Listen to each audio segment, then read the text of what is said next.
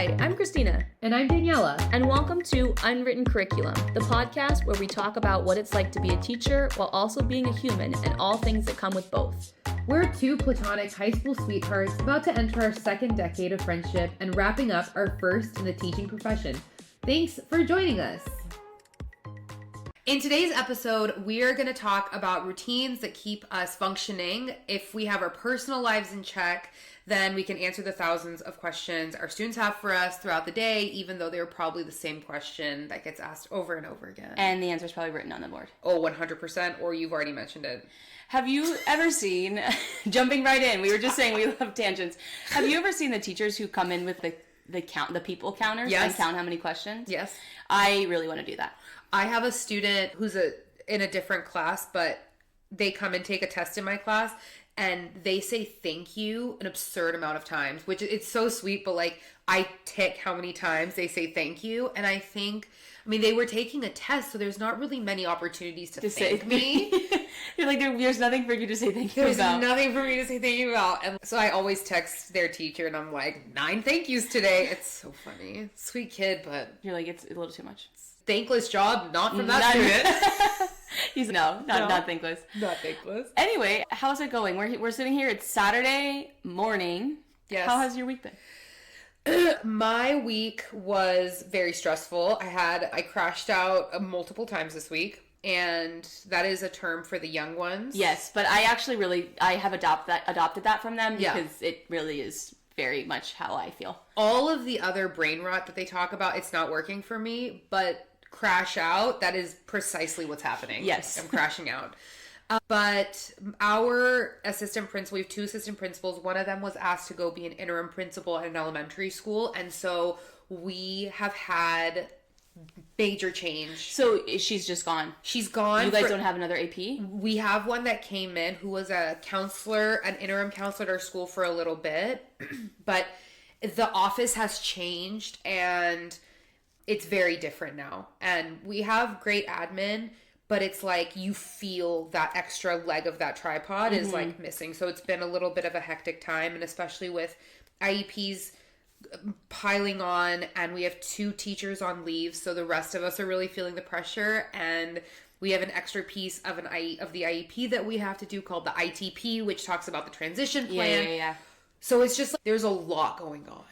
Yeah, geez. But, and I think it's so, like, I know when I was an administrator, like, going to all those IEPs is so difficult but you have to have someone there. And you're like, I'm sorry if you have other things to do. Like, you legally have to be here. Yeah. And luckily, we have teacher specialists who can step in as admin if necessary. But I had my first IEP with the interim assistant principal, and she was like, "You're good." I'm like, "You're like, yeah, thanks." Thank you. And it's so hard because you need someone there. But I grew up having an IEP. I don't need the principal at my IEP. No. It's not a concern. No. The principal is sitting there. Yeah. And that's the same thing when I was an administrator and I'm sitting in these speech IEPs, these 30-day speech IEPs. I'm like, why am I here? I didn't say anything. Yeah. I'm like, I've never met your child. Yeah. But I'm sorry that's stressful. Yeah. But it would keep on ticking on. And this is actually the first time that you and I are seeing each other. Yes. In a lot of days. So this is actually a good catch up. Yes. So how are you? I'm doing good. I actually had a really nice week because I was out on Monday. I took a whole day off to go to the doctor to my yearly physical. And I was like, it's in the middle of the day. Yeah, I'm going to take the whole day off. Good. And then yesterday we had a in-service day, no kids. So I was only at school 3 days this week. But when I came back from being gone for my day, when I went to the doctor, my projector was broken. Tell him. $450 in damages. We know who the student is. He is not admitting it, but the sub knows who it is. Yeah. And I had 2 kids say, yep, it was him. So I taught without a projector for this week. I can't imagine. It was very difficult. The only reason I think it was okay is because I teach 8th graders. If I would have been in a room with 7th or 6th graders, they would have been like, I can't function. Yeah. 8th graders, I'm like, I wrote it on the board. And when we grew up, there was no projector, so you can do it without, but our kids are so used to like the colors and the lights. Yeah. But despite that, like, I can't complain. And I want you to imagine, like, we don't have smart boards. We don't either. So imagine the kids who have smart boards that everything is digital for them. I do have a TV that is really nice. But yeah, we went from like the projector to the Elmo to... I remember Elmos were so cool. Oh, yeah. One of my high school math teachers had an Elmo. Huh. Yeah. But that was... And so what happened? Are they making the kid pay for it? Okay. I don't want to talk... Okay. So they were supposed to have mom come in to have a meeting. Yeah. And mom was like, yeah, I'm going to come to the meeting, like, for sure. Mom got COVID. So our dean does not think that mom had COVID. Yeah. And she thinks she's a little bit of a ducker and dodger, so we think she's ducking and dodging. So okay. The deans were taking away all of his lunch and recess time until we can meet with mom, because we got to put pressure on mom. Yeah. But my school has made kids pay for computers. Yeah. I can imagine. But hopefully I get a projector next week. I want that for you. And I was actually thinking about it when you texted us and told us what happened. I just kept thinking, I was like, do we have extra projectors? Can I steal one? What can I do? When the fact that my school doesn't have extra projectors, that's a problem. Yeah. And that was discovered this week. But it wasn't my fault. I was out. Not good. What are you reading? So I am reading the third book, not like in order, but I am reading my third book by Tiffany D. Jackson. This one's called Allegedly. So the first one was called Monday's Not Coming. The second one, I don't remember what it was called. But you guys can go back listen to the episode. Really good. It's in the show notes of one of these episodes. And it was like the R. Kelly, like Aaliyah situation, like a story about that. This one's really good. It's about a girl who allegedly killed a baby. Oh. And her mom is a little bit crazy, and so we're learning about everything that's happening. She's 16 and she gets pregnant, and she's in... And this is after she killed the baby, or this is the baby she killed? The baby, no, she's already killed a baby, allegedly. And it's so good. The lady who reads it does incredible accents, and it's an amazing book. I have 3 hours left of it. That's my book. I'm going to go with this author that you've been talking about.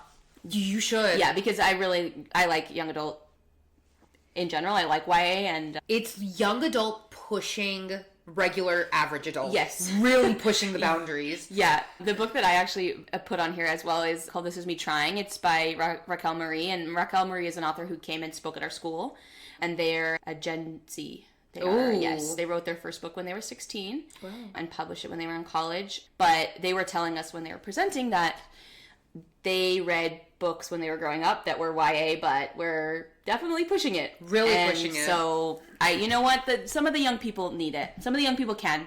They are able to... Their maturity level is there. I'll have to check it out. I love that. I like that we have authors that come and talk at our school as well, and I've never read anything by them, but you said that this author was Gen Z. So I have a student in my student government class who's written 4 books. Yeah. Published. Yeah. I bought them on Amazon. Young people, that you can be a good writer as a young person. Yeah. What's her name? Essie Hinton. Yes. The Outsider, she published it when she was 16. Not your favorite. Anyway, what's your goal for this week? Move on. My day is ruined. My goal for this week, it's the week before spring break. We have, but thank God it's not raining outside anymore. Yeah. We have open house this week, so week before spring break. I have the tech guy who we're using for our school dance coming to do a tour of the school so he can see what he's working with. So this week is definitely stacked. And last year I was sick. I ended up in urgent care. I still made it to open house.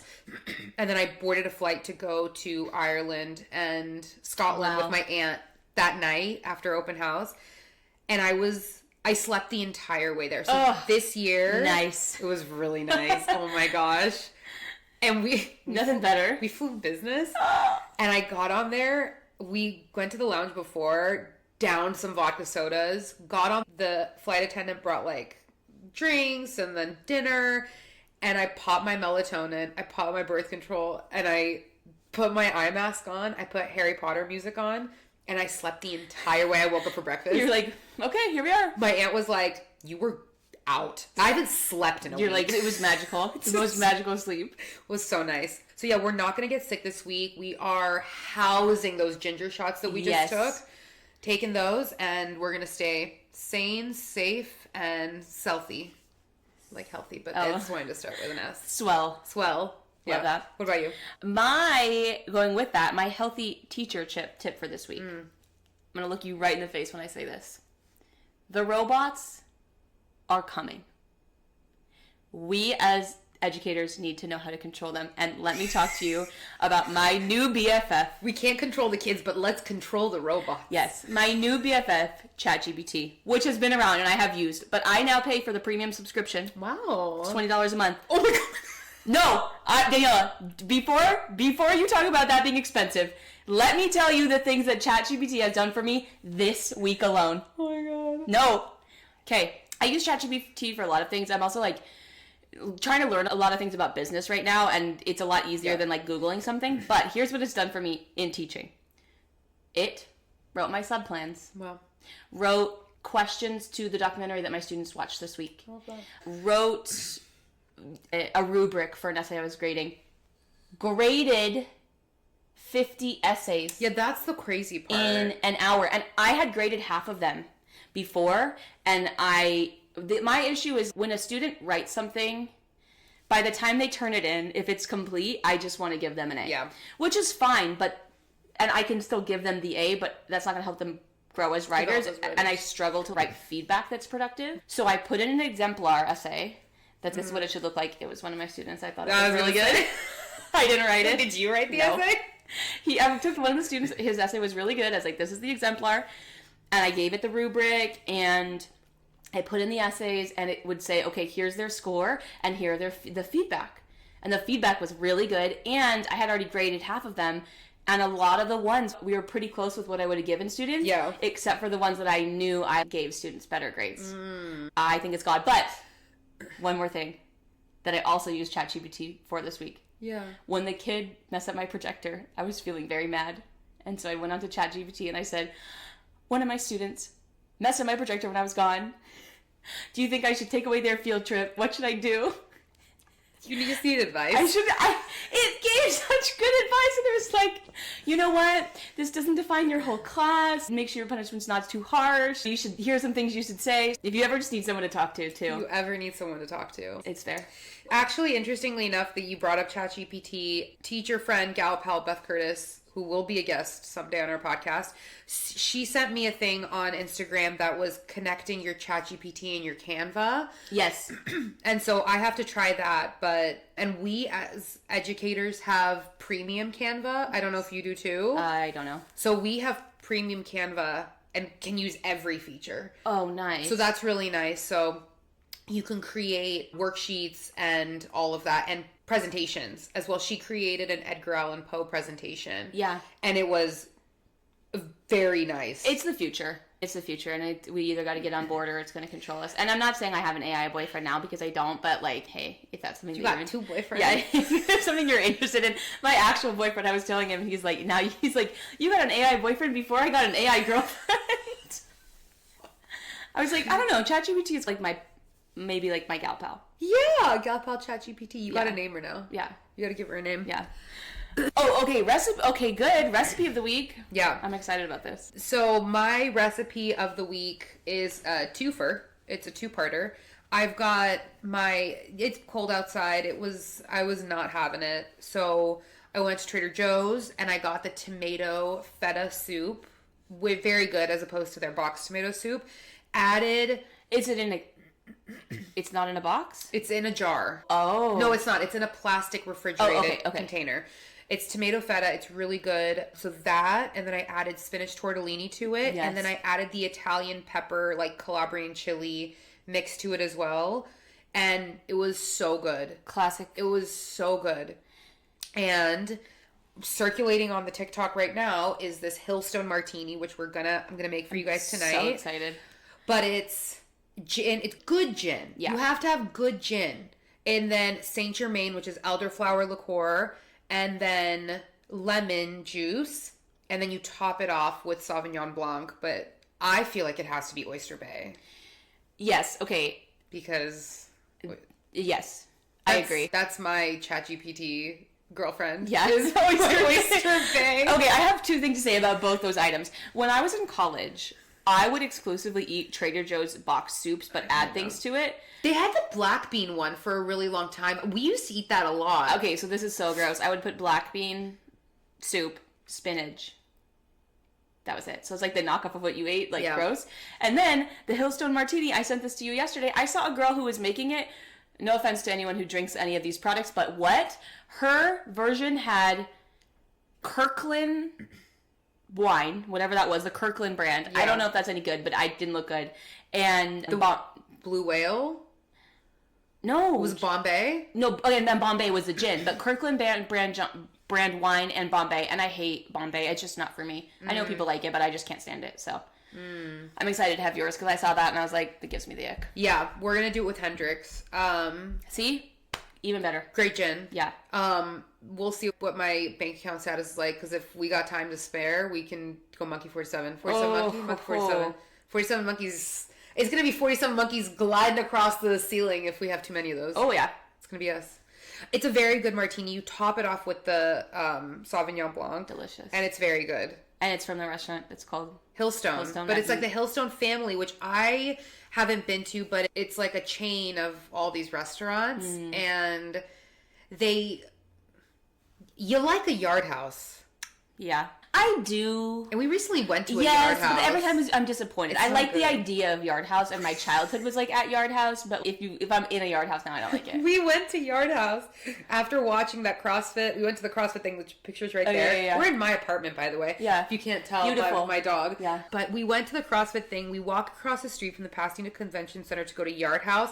The three of us look at the menu and the calories are written on everything. Go immediately to this under 500. We all got teriyaki bowls. Yeah, and that's when it was, because the meal that I wanted to get was like 1,000 calories, and so that's when it was ruined for me. So, yeah. Anyway. So that's where we're at, and with all of the madness, I think diving into actually what we're wanting to talk about is our routines and what keeps us good and healthy and sane, and so that we can be the best version of ourselves for our kids. Yeah, and for ourselves. And for ourselves. And for our loved ones. Yes. And I was thinking about this when we were planning for this episode. I will say for myself, and I think I can say for you too, I thrive in a routine. I'm a routine girl. And I know this because when you're out of your routine for a little too long, the crash out is the perfect word. Yes, I crash out.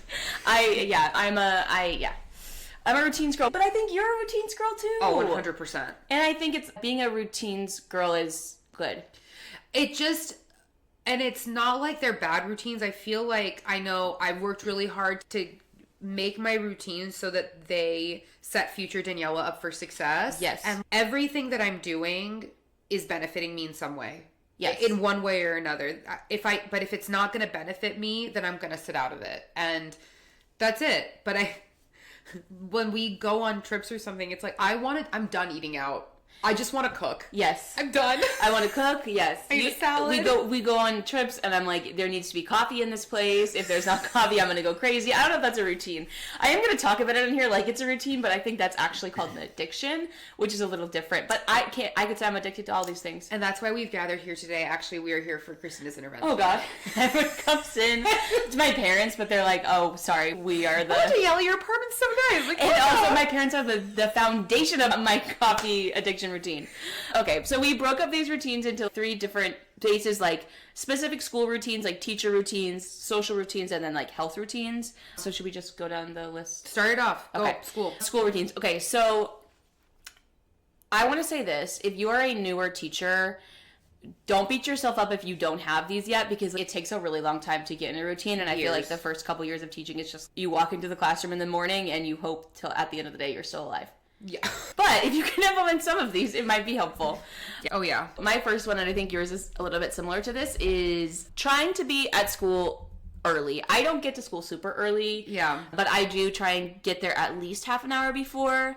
And then as soon as I also eat breakfast at school. Do you eat breakfast at school? I do eat breakfast at school, yeah. Wow, we're going to have very similar. So as soon as I get in, I like have my same routine that I do every day, which is like put my stuff down, take out my breakfast, write the schedule of my students on the board, check my emails, and then I sit down and open my planner and write down what I need to do that day, review if I have any meetings, and then while I'm doing that, I eat breakfast. And it's like a every day. And I like will walk. It's so crazy. I walk in the classroom, 7:27. Okay, perfect. This is enough time. 7:34. No, I'm like, it's chaos. I'm late. We have the exact same routine. Okay. It's the exact, I can, if I'm at work by 7:40, I'm like, it's done. It's done. I should just call out sick today. Yeah. I have to be there by 7:30 so that I can drop my bag off, go sign in, get my water, check my box, and then sit down. You drop your bag off before you sign in. I guess your classroom is very close to your office. Okay. Yeah, because I don't want to walk in with everything, and I need to go get my cup so that I can go get water. So it's like a whole... You got to get the cup. I got to get the cup, my plastic cup. But very similar to that, and I load all of my food into my refrigerator, and then I sit down, and I'm like, okay, let's go. And I like to have my... For all my classes, I have like my to-do list, and I like to get all of that done the day before I leave. Oh, nice. For the next day, so that I can just pull it up and have it on there. But one thing I do in the mornings is I always play music on my TV with either like a beautiful landscape or like a fireplace, or I'll play like the Harry Potter Legacy soundtrack with the Harry Potter backdrops. Sidebar, Harry Potter Legacy, that video game is so weird. I really want to play it. Sonia's been playing it on the DS, so you'll have to see it, but it's, I don't know. Anyway. I really want to play it. It's like, there's no Harry in it. I guess that's why it's the Legacy. You're playing as like a random girl. Yeah. Yeah, I don't know. Harry Potter Lego is mine. You really like that one? Yeah. But I love that. Do you play it when your students come in too? No, but I do play music. That's a personal. For me, I just need it to be zen and relaxed. And during the winter time, it's really nice because you come in and it's all cozy.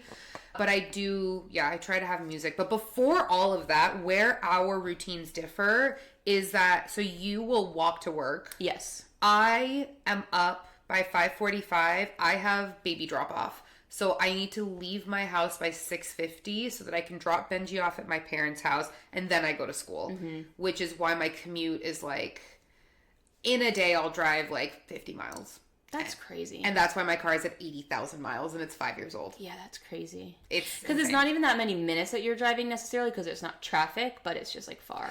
Any way you factor it to get to my parents' house, you have to go up a hill. Yeah. So if I go like the 5-way, it's one way. If I go the 2-way, it's the other way. So it's just, and I flip-flop every now and again just to change up the scenery. Yeah, you check traffic or you just go? I just go. There's never any traffic at the time that I'm leaving, ever. Yeah. This is like random, but in your car, if you know where you're going, do you put on the navigation? Always. Same. Always. And I never used to do that, but now in my new car, it's so easy to do it, so I always do it. And I'm like, should I not do this? Should I like just do it with my brain? You never know. And the other day, for example, I was driving to the gym and it was like, oh, exit Fletcher. And I went to go exit Fletcher and I was probably like 10 cars too late because they had closed the intersection, the 5 on-ramp. So it took me an extra half an hour to get to the gym. Jesus. And so it was really bad. But yeah, I always turned on. Yeah. Even if I know where I'm going. Yeah. Same. Yeah. Because robots are taking over the world. Yeah. Even in the cars. So that's my morning routine. Okay, so same as mine. Another one that I do is, I think I've talked about this before, but like going into a little bit more detail, is I have a particular day of the week that I plan for the following week, and I try and do it all in one day. Because I have one planning period that's a little bit longer than my other planning periods, which is Tuesday. And Tuesday's not the best day to plan for the next week. But I also find that I'm like, if I just do it now and I'm like aspirational about what we're going to get to next week, even if I don't get to that stuff like Monday, it's already done and printed. Because I transitioned back into the classroom this year. At the beginning of the year, I was an administrator, and then I transitioned back into the classroom. And when I transitioned back, I was teaching a new grade level and new curriculum, and I would be at school on Friday till 5 o'clock, like for multiple weeks in a row. And I was like okay with that because I had been, when I was administrator, I was working crazy hours, like 13, 14 hours a day. So I was like used to it, but that's not a good thing to do. No. And I would just wait until Friday to plan. No. So now I'm like, I plan and I print on Tuesday for the following week. Okay. Because I'm like, I just want to get it done. And I know eventually we'll get to those lessons. So sometimes it like messes me up because then on Friday I'm like, what am I teaching next week? But that way, like, I'm not on Friday. I don't have any planning. So I'm not staying after school on Friday for 2 hours. No, I think that's great. Yeah. By Friday, you're fried. There's no processing happening at all. I was talking to Beth about this the other day, but I feel like for 8th grade English, I'm set. I know exactly what we're doing. But then when I have my 7th graders, my 8th graders are carryovers for me. So I know their writing levels. I know their reading levels. Planning stuff is great. We can do the 8th grade literature, The Giver, Anne Frank, Legend. Like, we can do all of that and then test prep in between. But my 7th graders, I don't know what we're going to have. I don't know where these kids get to me at. And planning for 7th grade is so much harder for me. Every year for my entire teaching career, I've always struggled planning for 7th grade. It's because 7th graders are monsters. Yes. But I love them. You just don't know what they're going to do. You don't know what they're going to do. You don't know. It's like a tornado. You don't know what they are. You don't know what they can do. And this year specifically, I have so many different levels in my 7th grade class where I'm having a little bit of a hard time, but I'm trying really hard. I'm going to have everything prepped for the 2 weeks we return from spring break this week. Nice. And especially because Thursday and Friday we have minimum days. Thursday for open house and then Friday to balance it out. Thursday and Friday, I'm getting everything done. Yeah. I'm planning everything for the next 2 weeks before we leave. Yeah. And it's hard to be pre-planned, but it's always so much better when you are. It's the best feeling. And that was one of the things I had written down for my morning thing that I didn't mention was one of the ways that I keep the kids regulated as well is that to-do list that I have for myself, like that I put up on the board, even if I'm not going to be there, it's on their Google Classroom so that they don't fall out of the routine of, I hate when kids are like, what are we doing today? Stop asking me what we're doing. I hate Look that. at the board. Yeah. What are we doing today? Look at the board. I don't write an agenda on my board and it's really bad because I should. Because kids, Miss, what are we going to do in class? I'm like, can you wait until we find out? But they want to know, and that's fair. They should get to know. I have so many agenda planners. I feel like I've sent you some. There's like disco-y ones and Valentine's Day. I have so many. I'll send them to you. But like, it keeps me in check, and I put times on there too. The times are good. Yeah, I think that's been really helpful for me. Yeah, and it's helpful for them. And I do think even with our 8th graders, because I used to do this a lot when I was with elementary. Okay, we have 3 things we need to do until we can go to lunch. We just did 1. How many more things? But I do that with my 8th graders. We have 3 more things we need to do before we go to lunch. Well, Miss, what else are we doing? We have 3 things. We did 1. How many more do we have? 2 more. If it was on the board, then I could say, okay, we just did this. How many more do we have? I'm just picturing you with a Dora haircut with your little backpack on. We did 1 thing. How many more do we have left? My kids so Dora. They were reading a paper. I'm like, how many paragraphs are we writing? Because I'm trying not to read directions to them. Because that's like what our school is like pushing. Like, why are you reading something to them if they can read it? They should read it. They should read it, right? Have them read it. How many paragraphs are we reading today? 5, 7, 14. I look over at the 2 kids who I know the answer, and they're looking at me and they're like, 3. And I'm like, it's not 3. Did you read the directions? We look at the directions. It was 3. I was wrong. It was 3 paragraphs. They knew better than me. Wow. ChatGPT wrote those directions, so I felt like I needed to check them. Any other school ones, or do we want to move on? I think that's it. Okay, so let's move on to talking about social. Okay, and I'd also like to say that social routines are super important. I think, obviously, we're pretty social people considering I would say how old we are. Being in our 30s, going out and here are some social routines that keep us sane. Yeah, I think my main one is that although physically it tears me up, I go to the gym. I'm a gym after work every day kind of girl because of where it is, like driving wise. But I am for the most part at the gym between 4:30. I get there 4:30 to 5, and then do a workout, whether it be a class or on my own, which I've been doing on my own a lot more recently. And I remember for a while I was like, oh, I want to buy this program. And you were like, Daniella, don't do that. Like, you've been going to the gym for years. Just go do it. Write your own program. ChatGPT. Yeah, see, Same. Because sometimes you don't want to write your own programming, and ChatGPT will do it for you. ChatGPT and the Train Heroic app, I've saved a lot of the workouts that I do. So if I want to work my butt cheeks out, like I know what I'm going to do. If I want to work my shoulders. And Train Heroic is an app that our gym uses to like publish their workouts. But you could use it on your own, and it just saves. If you do a workout and you want to record your weight,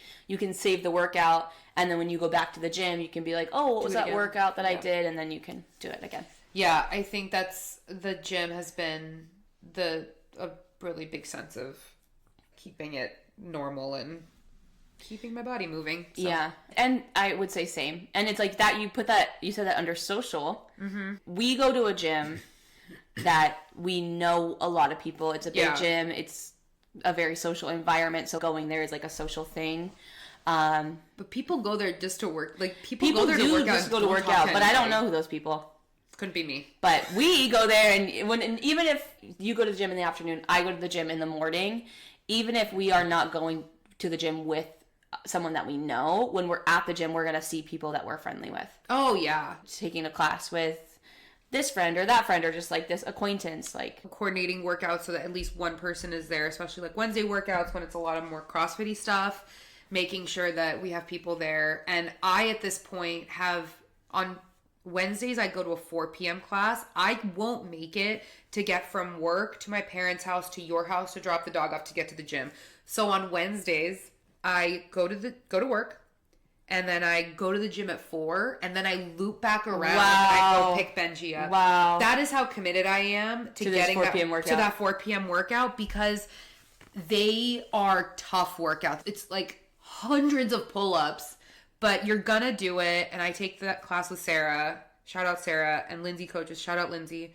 But you do it, and it just feels better to be.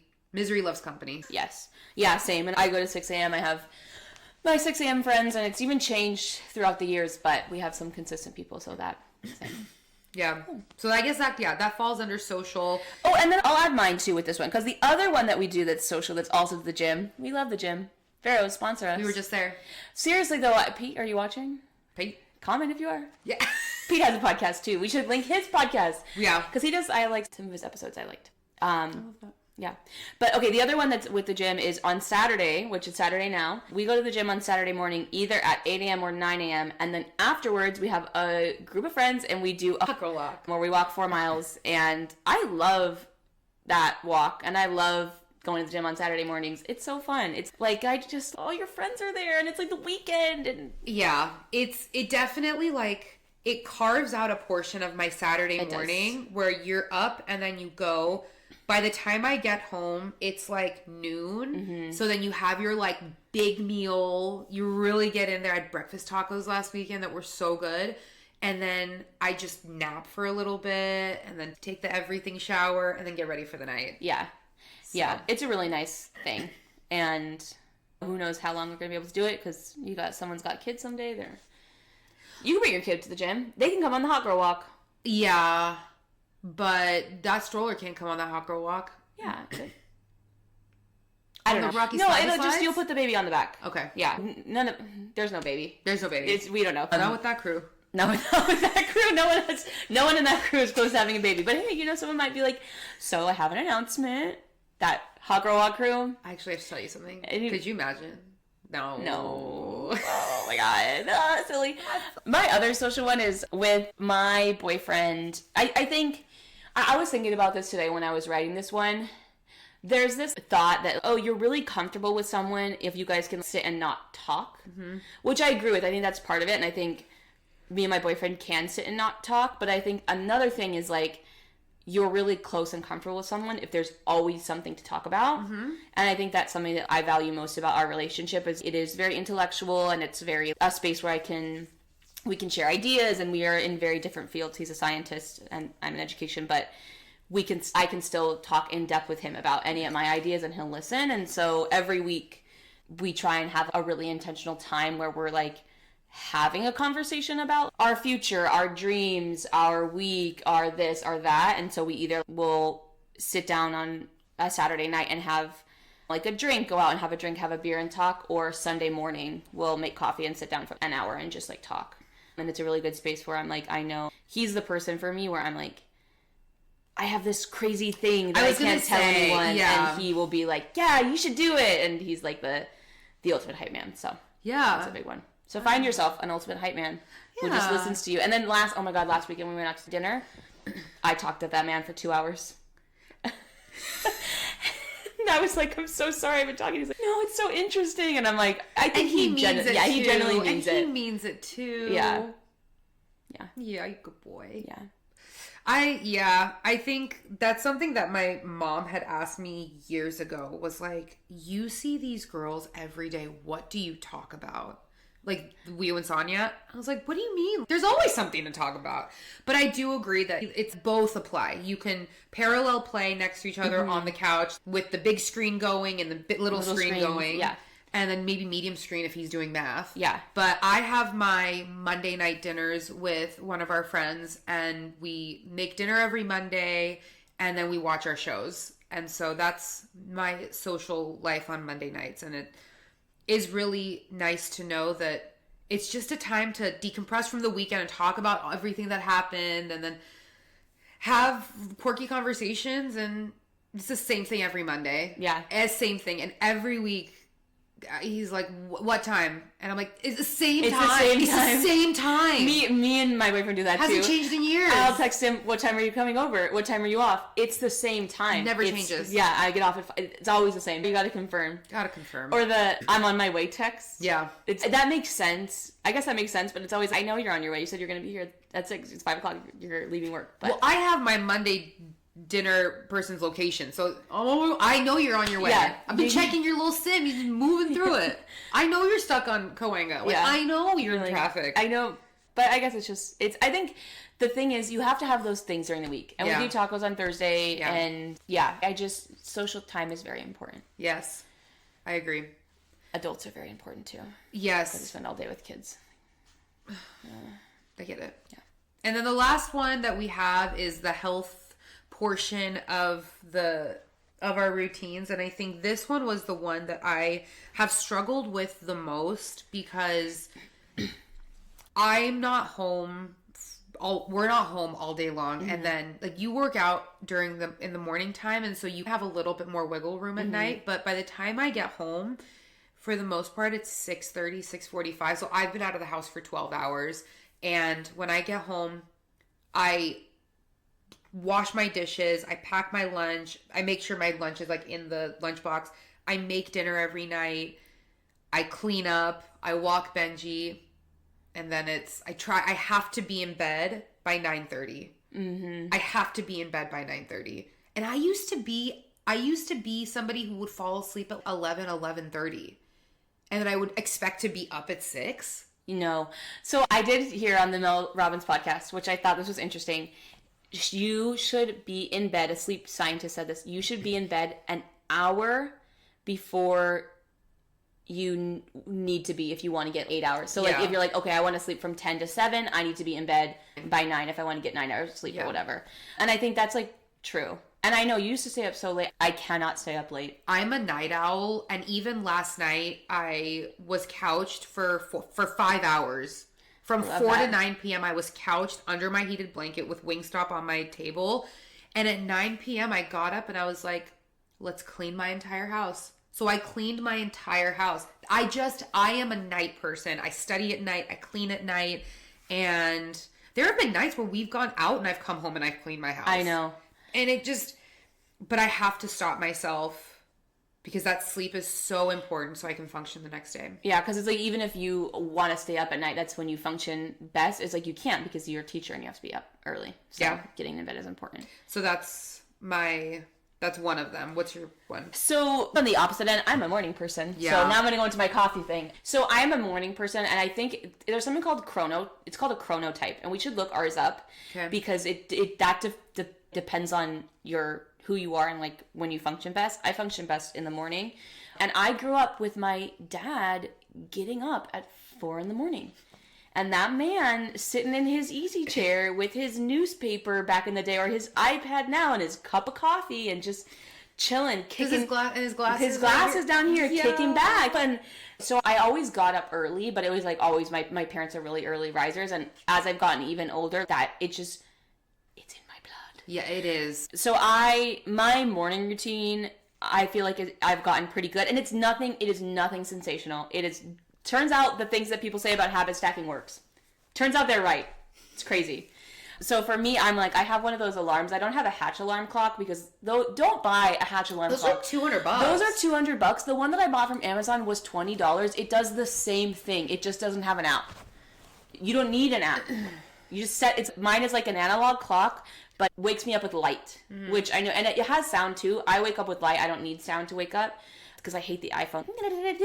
I can't do that sound. It drives me crazy. My alarm is, sing along if you know this one.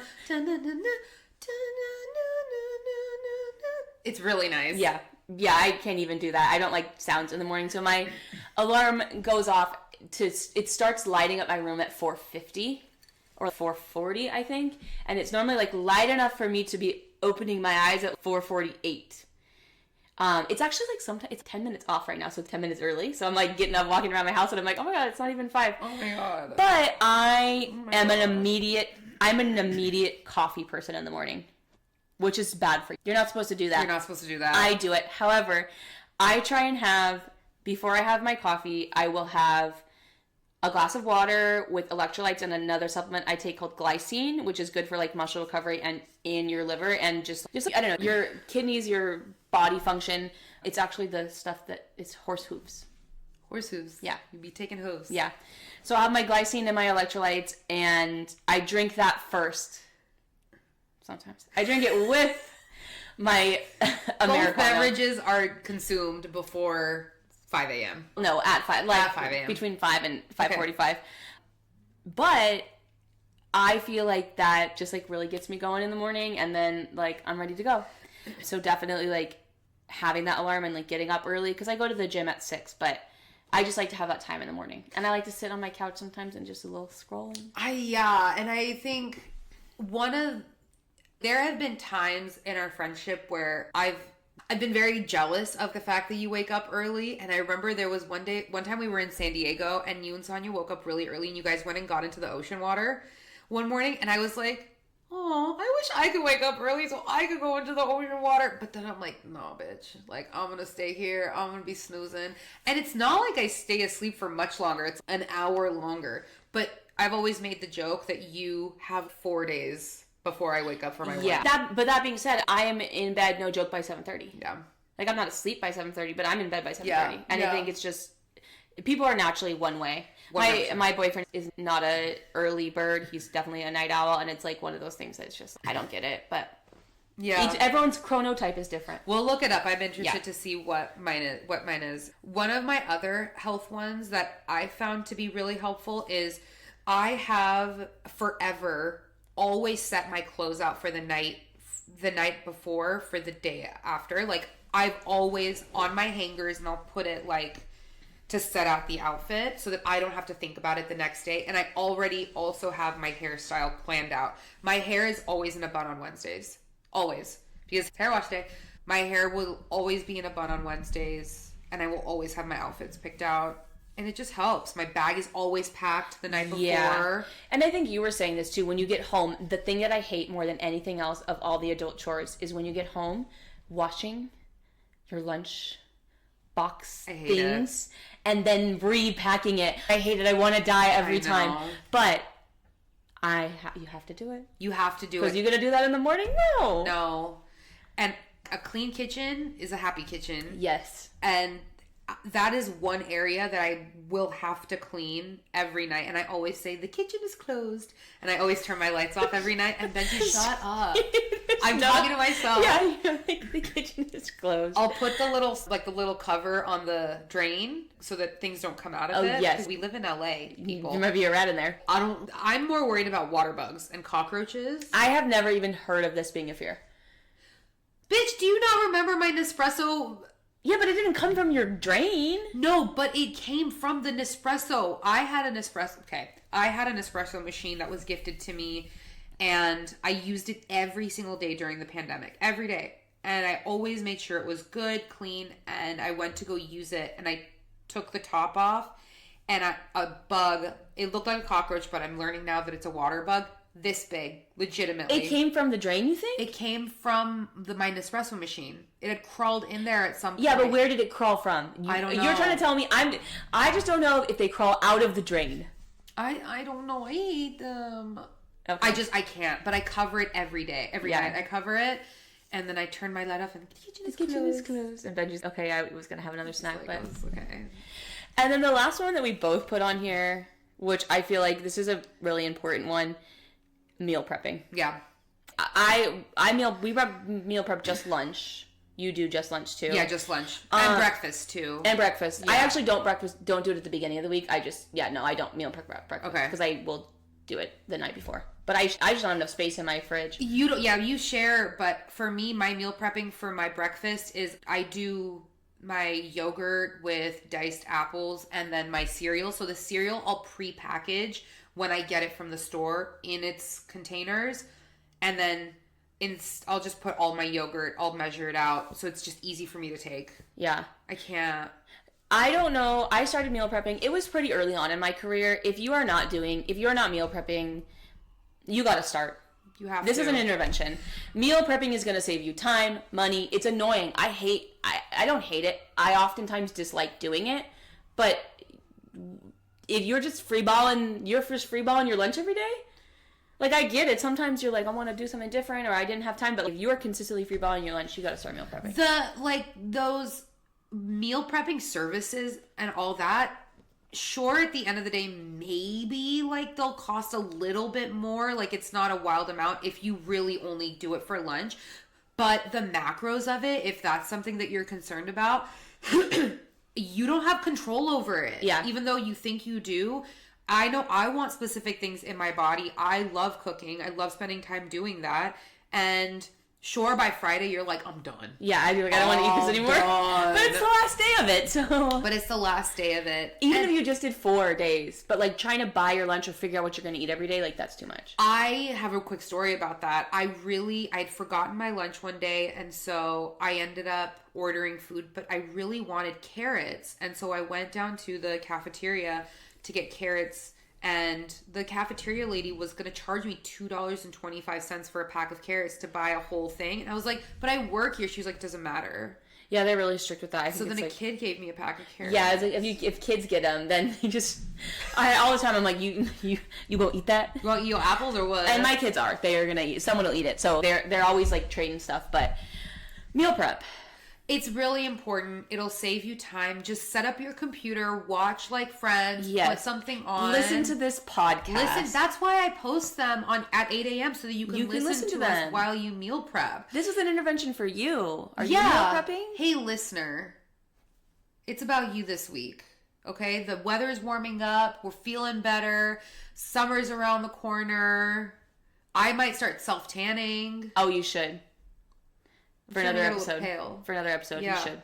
But it's going to feel really good. And those are our healthy habits. What's our advice? KISS. Keep it simple, stupid. That's from The Office. Yes. That's our advice to you. Keep it simple. Set it up. We love you guys. Bye.